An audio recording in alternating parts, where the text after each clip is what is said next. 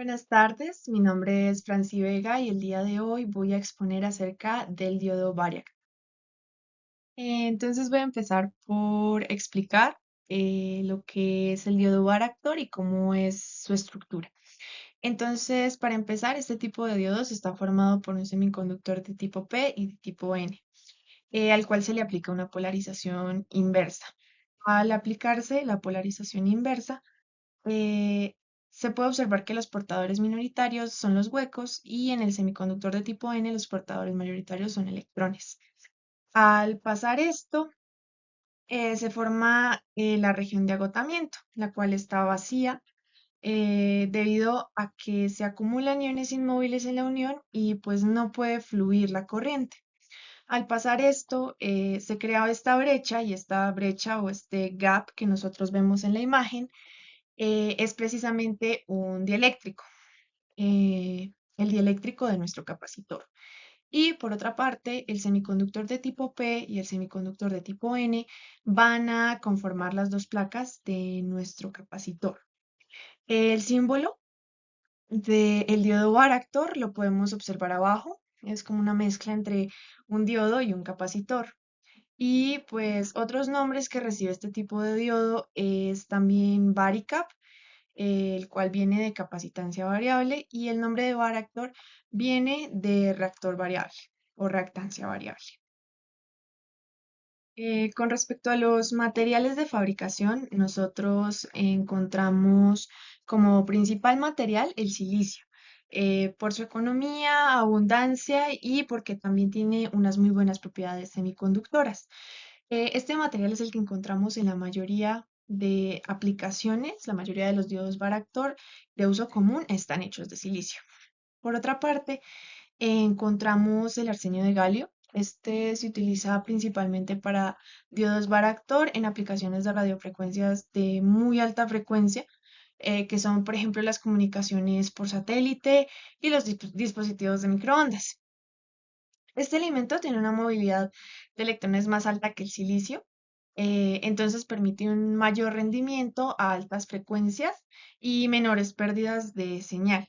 Sin embargo, es más caro que el silicio y se utiliza más que todo en aplicaciones especializadas en las cuales se necesita un rendimiento superior, como en circuitos integrados y en frecuencias extremadamente altas.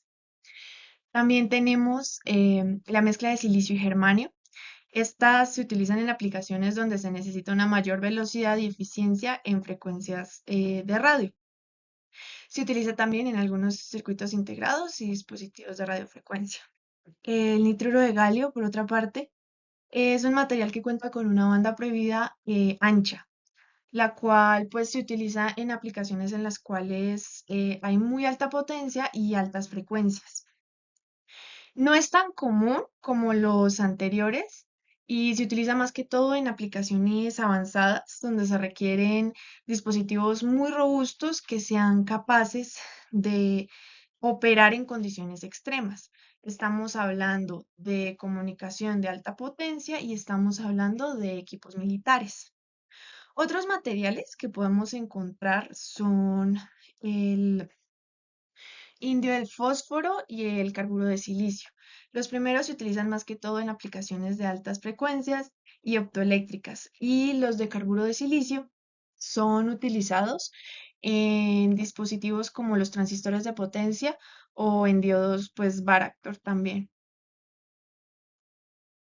Ahora voy a pasar a hablar de los tipos de conexión que nosotros encontramos en este tipo de.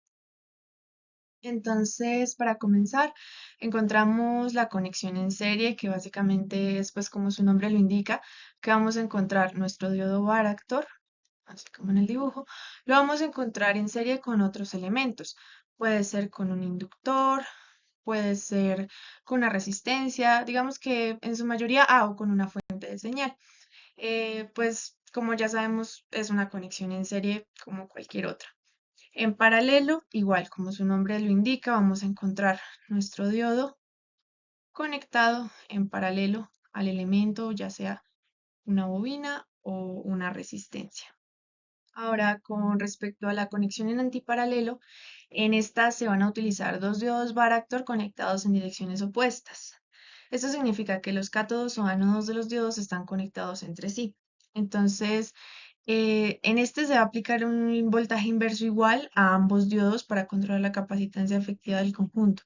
Es decir, que yo acá tengo la aplicación del voltaje y mientras voy a tener un diodo en esta dirección, el otro lo puedo encontrar en esta dirección. Por otra parte, la conexión en cascada consiste en que conecto varios diodos de este tipo en serie. ¿Para qué? Para aumentar el rango total de la capacitancia variable o para que se puedan manejar voltajes más altos. En cuanto a la conexión en red de los diodos, pues nosotros para ciertas aplicaciones que son más robustas, nosotros podemos llegar a necesitar diodos en los que se combinan configuraciones ya sea en serie o en paralelo para lograr un control preciso sobre la capacitancia. Y finalmente, la conexión de diodo varactor a circuito LC. Entonces, como nosotros sabemos, los circuitos LC se componen de una parte inductiva y una parte capacitiva. En este caso, nosotros vamos a utilizar un diodo varactor. Puede ser para reemplazar o complementar la parte capacitiva de nuestro circuito LC. A continuación voy a pasar a hacer una breve descripción acerca del principio físico de funcionamiento de este tipo de diodos. Como yo antes lo había dicho, cuando el voltaje se incrementa, el voltaje inverso que se aplica al diodo se incrementa, el ancho de la zona de flexión va a aumentar, lo que provoca una mayor separación entre las regiones P y N, y pues por causa de esto la capacitancia va a disminuir. Entonces vamos a tener una relación inversa entre el voltaje en inverso que nosotros aplicamos y la capacitancia que vamos a obtener en este elemento. Como se comporta como un capacitor, entonces nosotros podemos describir mucho de su funcionamiento a partir de esta primera ecuación, que pues es la fórmula básica de un capacitor, en la cual C va a ser la capacitancia, este E va a ser la permitida del material en la zona de flexión, A va a ser el área efectiva de las placas, que en este caso van a ser nuestros semiconductores P y N, y D va a ser la distancia entre las placas, que en este caso sería el grosor de la zona de deflexión. También se puede definir la capacitancia en función de la polarización inversa aplicada. Tal como mencionamos, es inversa al voltaje que nosotros aplicamos en inversa al diodo. Por eso nosotros podemos ver los voltajes en la parte de abajo de las ecuaciones, acá y acá. Y en la segunda ecuación nosotros podemos ver la forma general en la que encontramos la capacitancia de transición eh, aproximada. Entonces, en este caso, K va a ser una constante determinada por el material del semiconductor y también por la técnica de la construcción. PDT es el potencial de rodilla que se definió en la sección pues, anterior y BR es la magnitud de potencial de polarización en inversa. Por otra parte, N, el exponente que encontramos ahí, depende de las propiedades del material que estamos utilizando y de la geometría de la unión. Y usualmente varía en un rango entre 0,55 y 0,33. ¿Y cuál es la diferencia entre nuestra segunda ecuación y nuestra tercera ecuación? En la tercera ecuación, nosotros encontramos la relación existente entre voltaje y capacitancia de acuerdo a la función de la capacitancia en condición de polarización cero, o sea, esta, cuando nosotros tenemos un voltaje R igual a cero. Entonces, pues esa es la diferencia, que nosotros acá vamos a partir de la ecuación en la condición de BR igual a cero. Los términos, pues la nomenclatura sigue siendo la misma. Entonces, parte del ejercicio era hacer la lectura del datasheet de un diodo de este tipo. Entonces, uno de los diodos de este tipo más comúnmente utilizados es el BB131. Pues al revisar el datasheet obtuve estos valores principales que se muestran acá. El datasheet está adjunto con, digamos, junto con el informe y los otros documentos. Y pues lo que se encontró es que las características principales de este diodo es que encontramos una tensión inversa continua de un valor máximo de 30 voltios. Este va a ser el voltaje máximo que se puede aplicar en polarización inversa del diodo. Luego vamos a tener una corriente continua de 20 miliamperios, que va a ser el voltaje máximo, la corriente máxima que se puede aplicar en polarización inversa. Por otra parte, tenemos la capacitancia del diodo. Entonces, tal como dije, hay una relación que existe entre el voltaje que aplicamos en inversa y la capacitancia que vamos a obtener. Para esta referencia de diodo, a 0,5 voltios yo voy a obtener aproximadamente entre 8 picofaradios y 17 picofaradios. Y a 28 voltios aproximadamente entre 0,7 picofaradios a 1,055 picofaradios. Em, Esta capacitancia va a variar en función del voltaje aplicado y acá lo que nos señalan son unos valores como típicos obtenidos. Por otra parte, la resistencia en serie es aproximadamente a 3 ohmios a una frecuencia de 470 MHz. La corriente inversa es que a 30 voltios se va a tener un valor típico de 10 nanoamperios. Este pues, va a ser el indicador de cuán bien el diodo puede bloquear la corriente en inversa. Y finalmente, la temperatura de funcionamiento, pues digamos, la temperatura de operación señalada en el datasheet es de entre -55 °C a 125 °C. Para el ejercicio de selección de componentes a partir del datasheet del diodo, se realizó el siguiente ejercicio, el cual es un circuito propuesto de un sintonizador de antena de radiofrecuencia, el cual cuenta con las especificaciones de circuito están a continuación, como son la frecuencia de operación, el inductor con el que cuenta, el voltaje de control y la capacitancia necesaria. En este caso, nosotros vamos a armar un circuito LC con el diodo.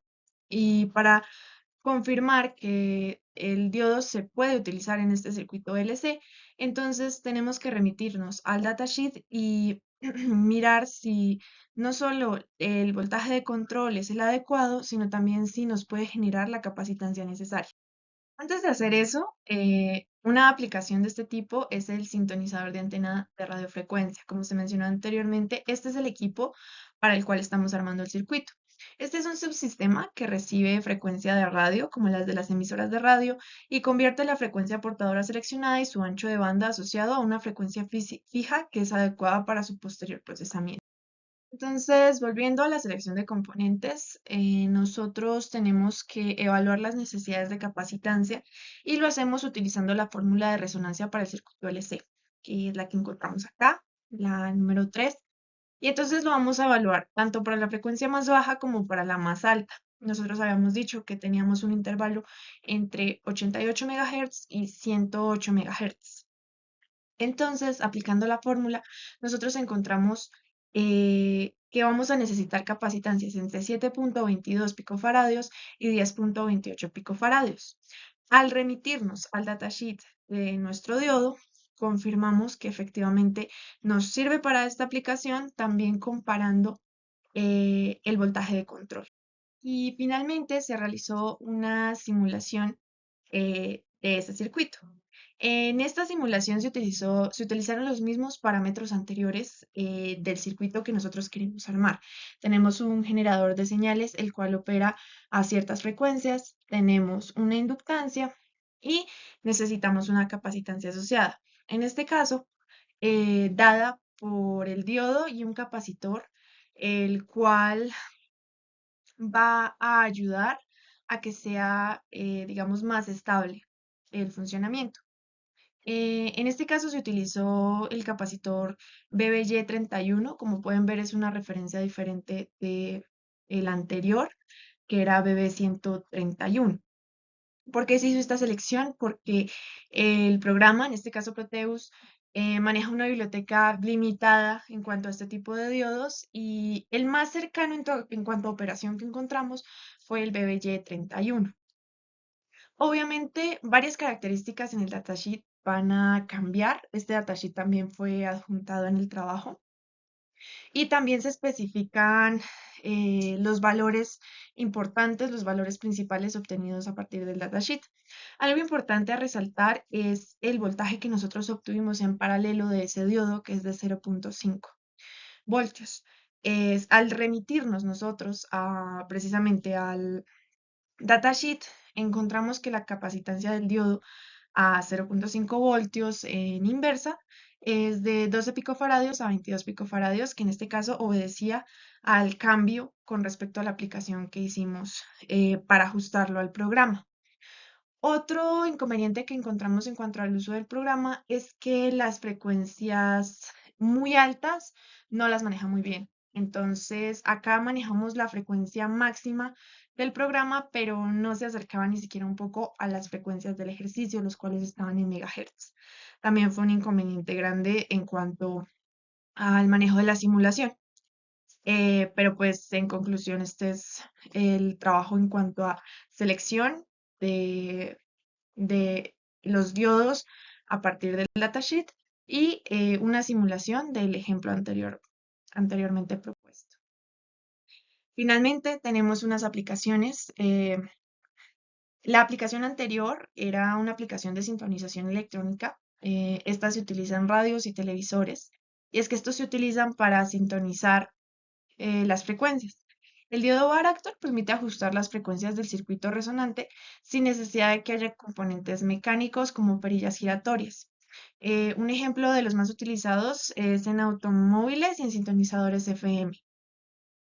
Y también nosotros encontramos los osciladores controlados por voltaje o VCOs, Voltage Control Oscillators. Y pues son una aplicación fundamental de los diodos Varactor. En estos, digamos, estos los podemos encontrar en los teléfonos móviles y en sistemas de comunicación por radio. Entonces, estos permiten generar frecuencias moduladas de manera precisa y rápida. Y pues estos son usados más que todo en redes móviles, los cuales también dependen de estos osciladores.